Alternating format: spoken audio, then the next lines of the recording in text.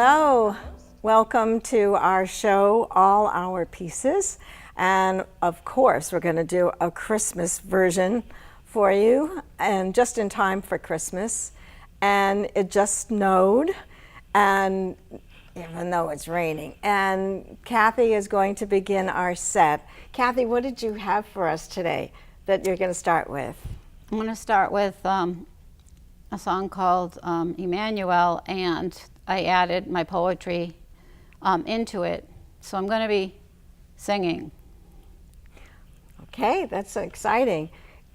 Is this the Angel in the Snow one? No, the Angel in the Snow is the poem I'm going to do today as well. Ah, she's going to let us wait to find out what that is. All right, and I have some other ones too, dealing with snow, Contra Dancing, and some other in-betweeny things to give us the spirit of Christmas as we see it. Okay. O come, Emmanuel, and ransom captive Israel that mourns in lonely exile here, until the Son of God appear. Rejoice, rejoice, Emmanuel shall come to thee, O Israel. Oh, come now, day spring, come and cheer our spirits by the advent tear. Disperse the gloomy clouds of night, and death's dark shadow put to flight. Rejoice, rejoice, Emmanuel shall come to thee, O Israel. In this time where the world seems to be full of chaos, misunderstanding, and hatred, I feel it's important for all of us to bring in light and love into our beings and share that with whoever is around us. In the parking lot, in the grocery store, our neighbors. Small things really do matter and can make a difference in the world. Rejoice, rejoice, Emmanuel shall come to thee, O Israel. Rejoice, rejoice, Emmanuel shall come to thee, O Israel. Happy holidays. This poem is called Angels in the Snow, or Crawl Prints, and you'll see why. The snow outside is calling me with its alluring quality. I step into the cold like a wall. A dark and quiet surrounds me as the cold dryness filters through to my skin and hat. Snowsuit so thick like an astronaut in space. The snow crispy crunchy. My boots break the surface, hard on top, soft below. My legs break through the snow like poles. My light is the moon, no flashlight needed.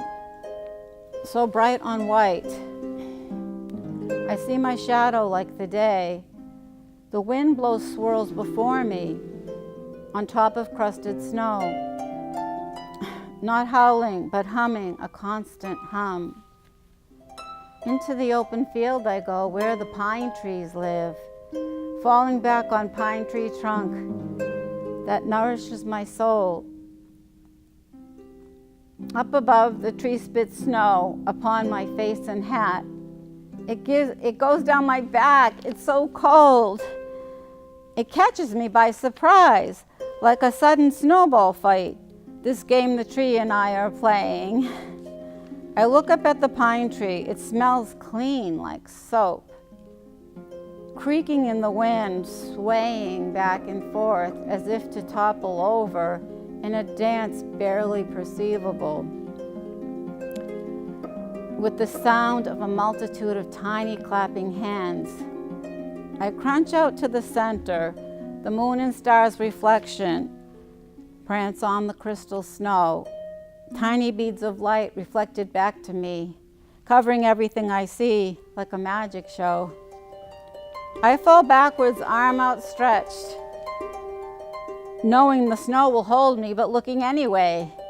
This snow is not a blanket at all, but a cocoon that holds me. I feel safe in this cocoon. I hear only my breathing and my own heartbeat, and see steam rising from my nose, telling me that I live. The stars are glistening from the great beyond. Listen, hear, breathe. I feel counted like the stars, yet infinite like them. They seem so close and reach me, but are so far away, light years away, that some have left their burning but still shine for us. In this world of opposites that help to make us whole, I am divine and of the earth. The stars and snow tell me so. I move my legs and arms up and down to make an angel wings and gown. Trying to get up, I fall back into the mold. I have to crawl away.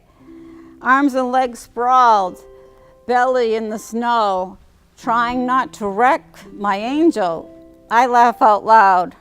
These crawl prints make me what I am, not the perfect angel mold. Now I'm going to start. Cathy, that was awesome. I loved it. And you really got me in the mood for the snow. So the first one I'm going to read is called First Snow. First snow. Silent diamond snow. Rainbow between my lashes. Sun is high. Pine trees tower into blue. Today is the beginning. Yawn off lethargic limbs and gently coax them into dance. As brand new flakes bounce off our boots, we walk awake as if for the first time. This is called Let Rain. Let rain or hail, autumn or blizzard beat the earth with its annoying rhythms. Some things, like love, cannot be altered. Now, one thing about living in New England is contra dancing. We have one actually right here in Concord, but most of my experience comes from Maine and New Hampshire. So this is called Contra Dance. I've just arrived at a Contra Dance up in Conway, New Hampshire. Been a decade since being a regular. I chose the safety of a worn wooden bench along the wall of the old Grange Hall, just to spy the action, to get used to the scene. Neighbors greet neighbors, children wave to classmates. Inside, double doors open and let winter air in. The hall fills, packed with people. Fiddlers tune up, music stands appear. The caller checks the microphone. Faces nod politely, vaguely acknowledging me, some with curiosity. She lives from away now. Did she come alone? Still single, I hear. My once carefree friends coupled with husbands, wives, once shy, slender girls with braids, flirting in colorful dress. They now look like me, muffin middle, fat, fearless, unadorned, They're men who built houses, hewed from trees, from their own land. Hair now gone, thinned or gray, small shoulders, weary faces, but bravely keeping on. Plump pink cheeks of children, tousled hair, shining eyes, hands like tight knots to parents, waiting for direction, girls and boys in anticipation, everyone glowing communal joy. The caller began the chants to teach the dance. Left hand star, swing all round, ladies chain, do-si-do, swing your partner, homeward bound, feet stomping, hands clapping, blinking babies and handsome men blend with the aged. Somebody calls my name and pulls me in. Unprepared, I stagger to find my step. Sweaty arms embrace me, swing me around. I become a spoke and a star, homeward bound. For one startling moment, I am my younger self, dancing in this human chain, not observing from a bench, but part of something far greater than myself. That's it for that one.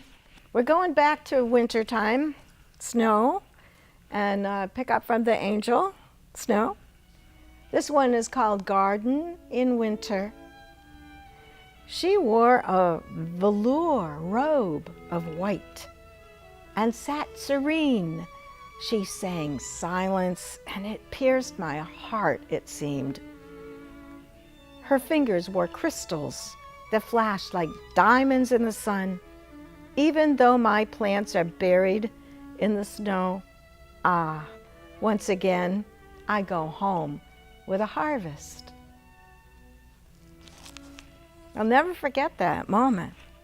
Yeah. I could have just fallen to my knees and cried. It was so full of gratitude. Okay, this one is so apropos of our society right now. And I think while it's Christmas time, we would do well to maybe contemplate this one. It's called Wealth. No mansion, real estate will I ever crave if I cannot see thee before my grave. No art sensuous, grand or supreme can fascinate me more than the divine dreamer's dream. Only heartbreak is under every glittering stone if I cannot know thy love as home. Do not judge my clothes or occupation. My God in nature is my destination. In people's eyes, I'll seek him out. Their fame and fortune interest me not, for there is no bliss in what greed has brought if a better heart has not been wrought.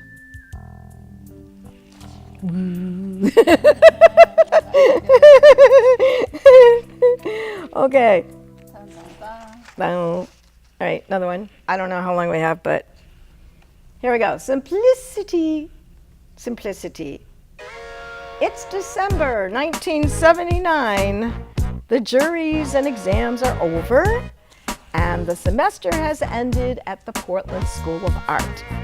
Suddenly, I need to simplify this room. Down with the cluttered pictures that I tacked to the wall in the fall. City cars roar down High Street. Everywhere, too much of everything. Even my breath is too loud. I tackle easy targets first, unpinning artist pictures meant to inspire me.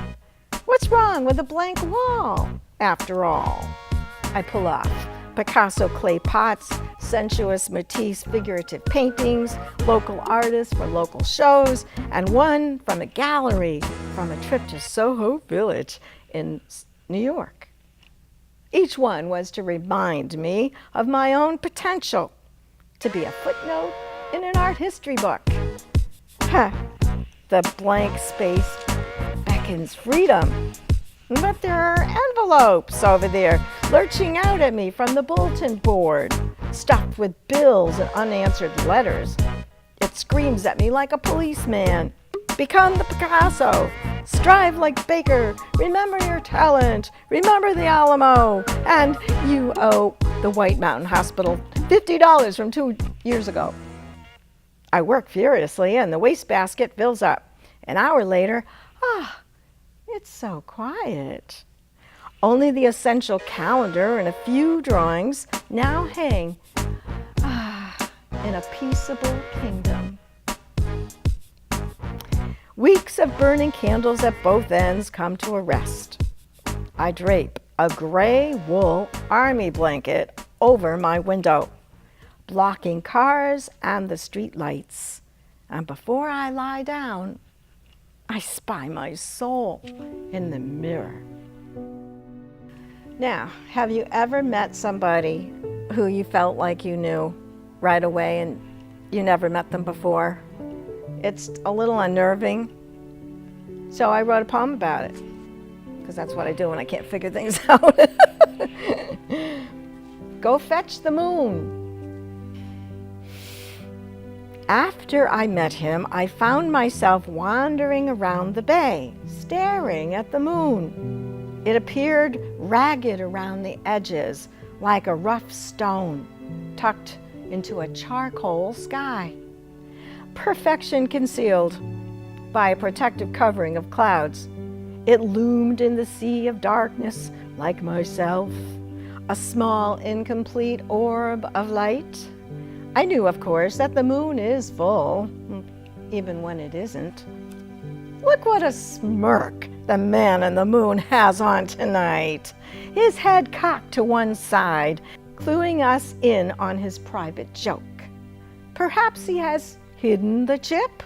Perhaps he has arranged for a celestial dragon to bite off a chunk. Ha! He won't fool me, because I have seen the moon when it is full. Portland city lights paint neon rainbows on the black water of Casco Bay. I stretch my legs, feeling too small for my mind. Too small. A tiny bit part on God's horizon. One restless woman trying to fetch the whole moon. I cannot dismiss the recognition of that stranger, whose heart song is familiar as my own. The kind face, the good-natured voice, it haunts me. He speaks, I hear my soul humming, now a duet, now a solo. Where have my missing pieces gone? Soul friends flicker through time like flames. Love waits to be given again and again, waxing, waning. Once, we were all as close as the pieces of the moon.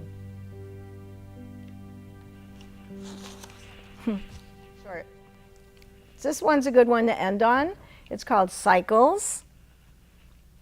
Another apropos thing, I think, for our time. Through our differences come discoveries. Through discovery comes direction. Through direction come goals. If goals are shared, sharing brings community, community brings love, and love transforms differences. Simple as that.